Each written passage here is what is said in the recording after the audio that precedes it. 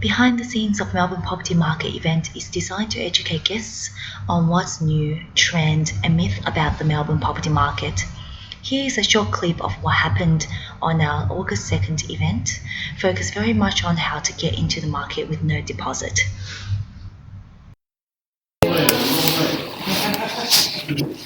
Thank you for joining us this evening. As you know, we've run this series now graciously thank you to Caden.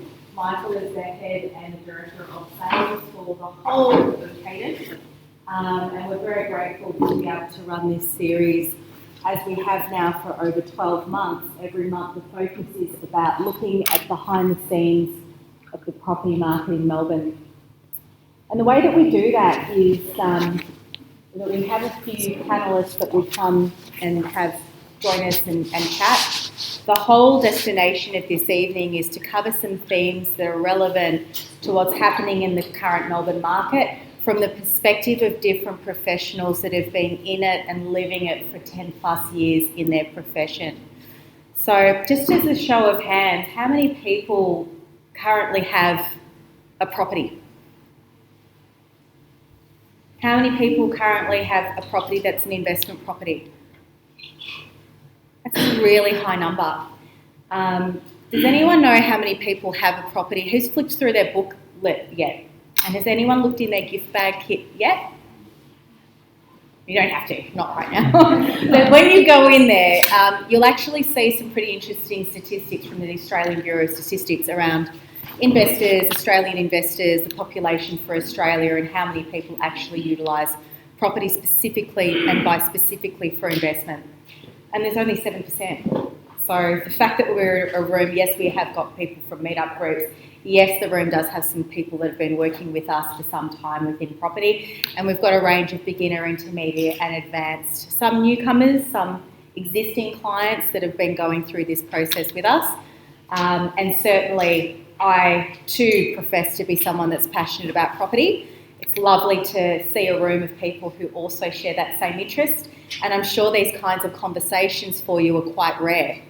If you look at that sample and that statistic and that number, it basically means that out of every 100 people you're having a conversation with, that less than 7 of them are going to have something of value that you can have relative to you going through this process, whether it is that you're repeating it, whether it is that you're refining it, or whether it is that you're trying to sink into what's actually coming forward and what the next hot thing is going to be that you're going to be able to get into. So I'm going to introduce and invite each of these beautiful panellists to come in, starting with Dom because he's already looking so wonderfully relaxed. Sitting over there is Dom. Dom and Ivana, for some reason, is not next to Dom yet, but they are husband and wife. Let's start there. So Dom and oh, sorry. We only go to bed together. Sorry, I didn't realize I'm mistaken. I thought they didn't laugh. He thought I was right. So I'm a client of many of the people in the room as well. My goal with property is that my short-term goal is that I like to try and get to a 3 property a year acquisition. That's sort of where I'm at the moment. I've been able to do that for the last few years. Not all of them I've kept. I've had to flip through a lot of properties to be able to get to realising, settling and sometimes on-selling some of the properties.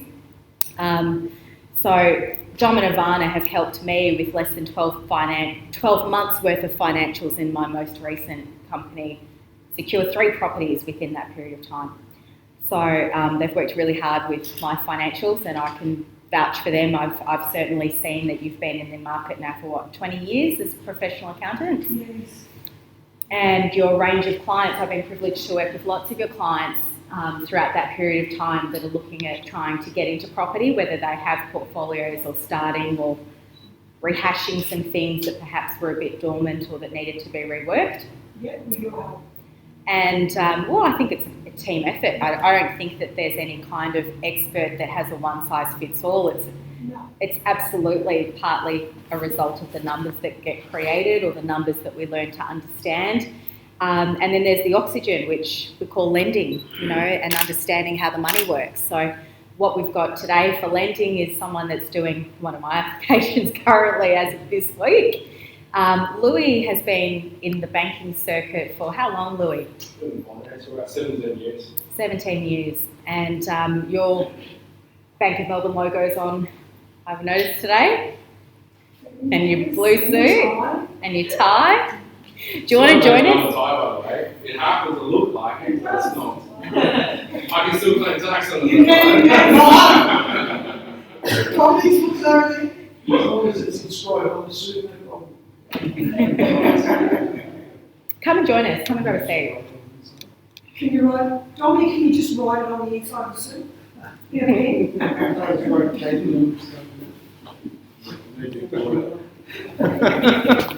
Ivana, are you going to come and sit next to your husband, or are you going to take another seat? Oh, come on, this is not a husband. She's going to come and sit down here. Dom, you were supposed to wait to be called up. It's fine. Relax. I told him it was like on the couch, you know, the football show? So he got on the couch. See, I said, how much was it? Oh, yeah, 800 odd thousand. I said, you know, she said, oh, when you look down, you see the comparisons. And I said, oh, okay. I said, but hang on, they're cheaper than what you're offering. I said, but they look better. And she said, there's nothing on the market. As if to say, you want it, you pay for it. It was 100,000 more. So again, we go back to, you know, inner city living and you're new, you're paying, you know, less and you're living 9 places in the city. How can young people afford that? They're going to go there. So supply and demand is going to go up. Well, you know, the funny thing is, like, from the bank's point of view, you're looking at the average loan in Victoria, it's around the 380 to 385 per loan mortgage. Right, that's very low, right? So average, right? That's in Victoria. So Sydney is about 445. Now, a lot of people, like we were saying, millennials say, you know, they can't get into the market, all this sort of stuff. But if you actually look at does anyone know what the average rent is in Victoria per month? It's roughly about $1,580 to $1,600 a month. Yeah, so that's roughly the rental that you're forking out per month. Now, that is the same repayment for $380,000. Or very close, very close. So if people are saying, oh, I can't afford to buy a property, it's incorrect, actually. Because you're paying rent, which is the same amount of repayment as it is for your mortgage of $380,000. I think the main issue that a lot of people are having, and I think this is something that's really topical, is that the fact that the landscape has actually really dramatically changed for people purely wanting to seek to use. So that's the landscape that we're seeing at the moment. I think I had Sylvia asking me before, where do I see this and what do I see about, you know, properties, where is it heading, and, you know, in terms of rates, why are banks moving independently of the Reserve Bank? Well, it's a business, right? And they have different portfolios that they need to try and do. So therefore, their activities are completely independent of what the Reserve Bank's doing, because the Reserve Bank's got their own agenda. Banks have got their own agenda, which is most likely to do with shareholders, right? So it's very different things, but in terms of where the property market is heading, so that's the landscape that we're seeing at the moment. I think I had Sylvia asking me before, where do I see this and what do I see about, you know, properties, where is it heading, and, you know, in terms of rates, why are banks moving independently of the Reserve Bank? Well, it's a business, right? And they have different portfolios that they need to try and do. So therefore, their activities are completely independent of what the Reserve Bank's doing, because the Reserve Bank's got their own agenda. Banks have got their own agenda, which is most likely to do with shareholders, right? So it's very different things, but in terms of where the property market is heading, so that's the landscape that we're seeing at the moment. I think I had Sylvia asking me before, where do I see this and what do I see about, you know, properties, where is it heading, and, you know, in terms of rates, why are banks moving independently of the Reserve Bank? Well, it's a business, right? And they have different portfolios that they need to try and do. So therefore, their activities are completely independent of what the Reserve Bank's doing, because the Reserve Bank's got their own agenda. Banks have got their own agenda, which is most likely to do with shareholders, right? So it's very different things, but in terms of where the property market is heading. There are lenders and the only ones doing it. Correct. Do you want to just go through that combo of what you do? So the landscape now is a lot of people can't afford to get into the market because of the deposit, right, which is the 5%. So what you can do, and that takes it, is you can actually do a personal loan for the 5% as a deposit, and then you borrow 95% with capitalised interest or LMI, lending mortgage insurance, for your mortgage. Maximum on the personal loan. Depending on your risk and portfolio in terms of credit profile. Yeah. My understanding is, correct me if I'm wrong, is that most banks, which sounds crazy, I can get a personal loan and go on a holiday, Yes. piss it all up against a wall. Yes. And Or I can boobs. borrow money and buy shares. Or what? You know. Boobs. If you want some, right? I wasn't going there. But they won't. 3,000's too much for us. But they won't. They typically won't let you get a personal loan to get a deposit for property. So this is actually a new thing, is it? No, it's been around for a while, and I think there are certain things that if you know the criteria, Right. Okay. you can actually dance around that grey area a little bit. Because straight away, right? When you tell me that, you buy a property off the plan, you can buy it now, a bit short on your cash, grab your 5%, pay that personal loan off over 2 years, wait for that to finish, and you've locked it in straight away. That's Or right. wait 2 years, property prices up, miss out on that money. Look, That's what Yeah. I told you, Michael, my poor son. yeah. He saves 40, the next year it's up 40. If so then he gets a that's- personal loan here, pays it off. That's right, it then he's doesn't got. work. Then you guys see that he's got a savings plan. You see that he's got savings history because he's paying off a personal loan, so straight away he gets a loan for his home. And actually, So I funny you think should that's say a really that. good idea. So, but who in the audience That's knew a that really that good was idea. possible? There's only one person I'm not allowing to put their hand up. Who knew that was possible? That you could do that now? Yeah? So Does anyone want to take a guess at how long the money needs to be in the bank account to be classed? Because there is a term. It's called genuine savings. Okay, we're talking about a classification of that deposit money having been placed in an account for a period of time. Has anyone heard of this or come across this in their application? Okay. One guess is 12 months? 6 to 12 months. Anyone else? Can people understand why the bank would want to see it in there for a while, that you're not a debt junkie going in and going to Crown and like you can't just have it in there for 24 hours having one Tats Lotto and be able to get the loan, right? They want to see that this is sincerely a savings, genuine savings, and that it has been in there for a certain amount of time. Anyone else? So you've got 3, you've got 6 to 12, you've got 12.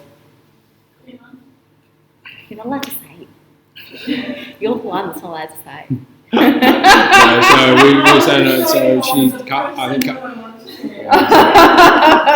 so based on our policy, you can have it in there for 3 months. Yeah. Okay. So Michael, was that right. idea of having it for 2 years, it's only a 3-month requirement. Right. But So if you're, sorry. Is it possible to buy shares and then their value goes up and then I realise them and I use that as a can those shares be classified as Savings. as savings? If the shares have been realised and you have actual money value in your bank, yes. But if you're saying, here's my shares portfolio worth, the bank won't take it because it's not. But if We can do, okay, if it is below, so if you want to borrow 80%, give money with a stat deck from whoever's giving you the money, so yep, that's fine. If it is between the 80 to 100% that you're looking at funding, so you're looking at either 5% or 20%, or sorry, less than 20%, that money needs to sit in your account for at least 3 months with a stat deck to say, this is the gift, non-refundable, and it's mine. Do you have a product that allows the bank of mum and dad to use the Equity. security. Yeah, whether it's not guarantor, but I heard that there are some structures that are done to protect. Sometimes the gifting scenario is not always the best way to do it, by the way. So, Yep. is there a structure or a product that you guys have that will Yeah, allow so the bank and mum and dad to help their kids? Sure. there is what we call family pledge. So So what's it family pledge. called? Okay. So the parents can pledge a portion of their property Okay. to go, son, daughter, you can use X amount from our property as security towards your purchase. So you're essentially, this is very good for people who have high income and no savings. So you're essentially borrowing 100%, right? 80% against your own property that you're buying, 20% against your parents' property, right? So essentially you have 100% lend, right? You just need to fork out chores and Writing this down. mum, dad, what do you need? Foot massage, whatever, you know. So that's the product that helped a lot of people get into the market if your income's on high income and can borrow 100%. Yes. Is there a way to buy yourself out of that situation? So you don't want your parents to, you don't want them to have the burden, so that they help you out in the beginning, Yep. but then now you can carry your own load. Yes, Can you? of course. then cut So down? what happens with this product is over a matter of 2 or 3 years, we reassess and we revalue the property. If there is enough equity in there, we go, thanks, we don't need that anymore. I'll take over now and compress that into one loan. How does it work in terms of administrative costs? If you are on our Advantage package, the cost is $100. There's no valuation cost, it's only a settlement cost of $100. There is the fee for the State Revenue's Office for the titles to be released from the other bank for the second mortgage. Pretty negative gearing country, aren't we, basically? I've got an offset account against my investment.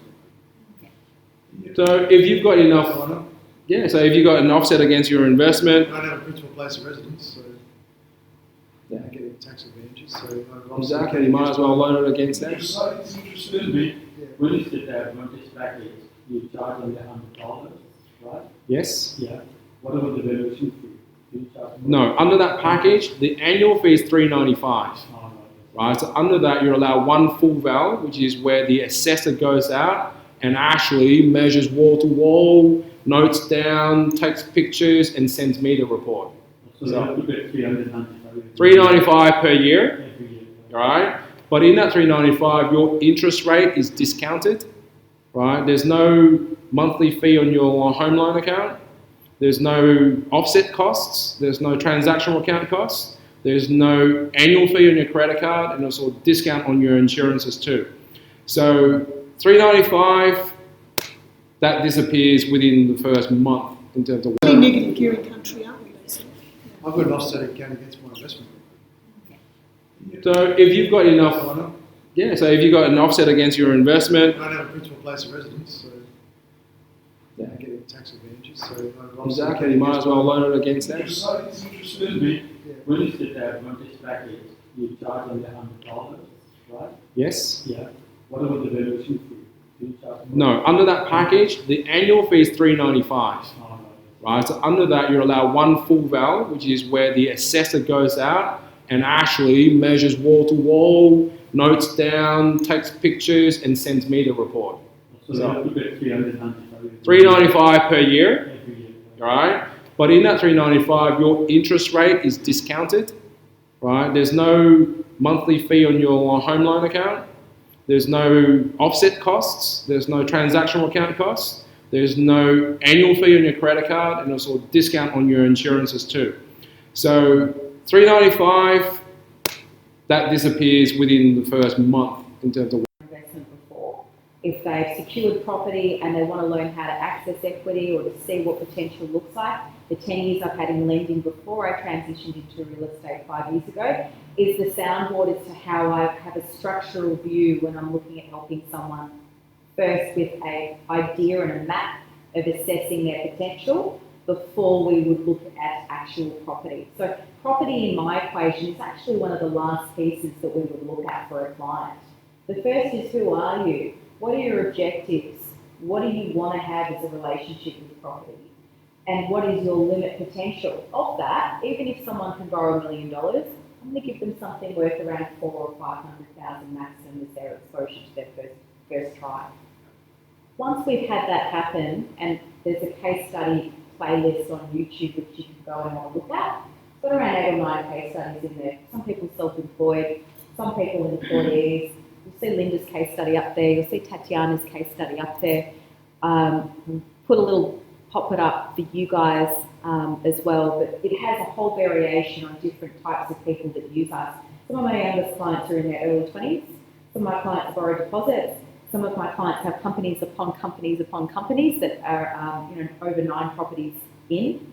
However, we don't judge. It's not my place to say, given your income, you should have this. Given your income, your appetite to risk, and what we know is going to help your attention span within these next 12 to 24 months is the critical time that I want to nurture someone through. And within that period of time, the whole idea of being a successful investor is not just being one of the 7% of Australia and being able to get an investment. It's when you get that property, what are you doing with it? What does that income do with your other income? What is your plan of debt reduction? What is your wealth acquisition strategy? The idea of success that I would determine is that once you can do something, that you can repeat it. Yeah? I'm not interested in working on selling a property or a product to a client. I'm interested on the time where we've hit our first 12 months, where we can see our clients being educated around making voluntary contributions to their super and putting a 2-year plan in place to put long-term property in super for them. I'm looking at the whole lifestyle and the whole goal of the client. Some of my clients have gone and bought property and had a relationship with the market for 10 years and not seen a good result. So sometimes we need to detox, sometimes we need to reevaluate what property is supposed to be doing, because whilst time in the market is good, you want to make your year meaningful with your income. You want to try and supplement that if you can, if there is an opportunity to do so without changing your lifestyle or minimising risk, etc. So we do that. So we do the education only, beginner, we do intermediate, so people wanting to press repeat, putting a plan and a strategy in place for people to do that. And then we also have advanced, which is where people have got 3 or more. They should be looking at asset protection. We should be looking at, what other elements are going to be needed for them to start not only acquiring, because it doesn't necessarily have to be heaps of acquisition. It can be just doing a few things very well that creates a pretty different relationship with your income stream. .com, they'll find a property, they think it's great, and then they just don't know how to activate depreciation. They don't know that, just because an area is good, that the microeconomics in that area mean that there's a DA going out another 700 buildings over the next 5 years that mean that that's going to be oversupplied and the value is going to get stunted. So there's so many dynamics to think about, and it is overwhelming because they're $1 million decisions now. Every property decision is a $1 million decision, given that we're based on over $500,000 now. I have a question for Louis. Go for it. Do you experience a lot of lending applications from companies wanting to enter the real estate market? Or is it mainly individuals? Because there are some companies out there who have a lot of cash reserves. Yeah. And would you recommend them to come into the property market? No, I mean, if you're looking at investment strategies with company funds, you probably need to speak to an accountant or financial planner first. So you need to go and see. Right? Before you come and speak to me, because when you come and speak to me, yeah,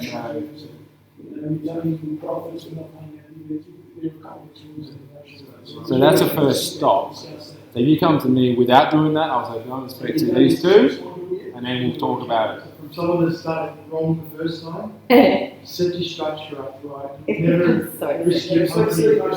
You never risk 100 properties. You've got to see an expert. But in terms of the percentage from company versus individuals, I'll probably say there's about 75% individuals, and then about 25% under company and self-managed funds.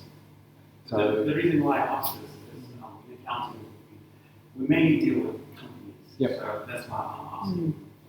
but if you're dealing with companies, then you've got directors in those companies, and that's what you probably need to look at more versus the company as a whole, because then there's obviously a lot of tax repercussions and dividends and that sort of stuff that I would probably say you need to speak to a planner first or a very good accountant before you make those decisions. We highlight very good accountant. The reason why is I have a situation where I've got a boy, beautiful boy, and he's in Sydney, and he went to buy a property off from someone else, not Lisa. Anyway, comes to me and gives me the tax stuff. And I was like, all right. I said, where do you trade your business from? The company. Where do you own the property from? Where is the property? The company. We went, oh my God, no, that's a big disaster. So what we've had to do now, we've taken this boy, we've taken him apart, he's got a business, very successful business. We've had to restructure. You need to be very careful of asset protection, and you need to keep your trading company separate to your other affairs. But again, sitting down with a Dominic, you actually put forward what you're trying to achieve, and then we say, okay, let's plug this, let's just reshuffle this, and we've fixed it all up for him now. But if he got sued, he lose everything, house, business, the whole lot. Personal protection as well as asset Of course. protection. You've got to protect yourself personally. Absolutely. So that's why that is a very different, and there's a lot of tax rules. So you have to be very far. You can do it, can be done, but things need to be plugged in. Other companies, family trusts, unit trusts, whatever it is. I'll be giving advice next year, so. That's all right, you can ask a million questions. I'll give you my card afterwards. If you get anything, you take it offline. I'm more than happy to answer and help you. No problems. Absolutely. I really encourage you guys to build relationships with every person on the panel directly.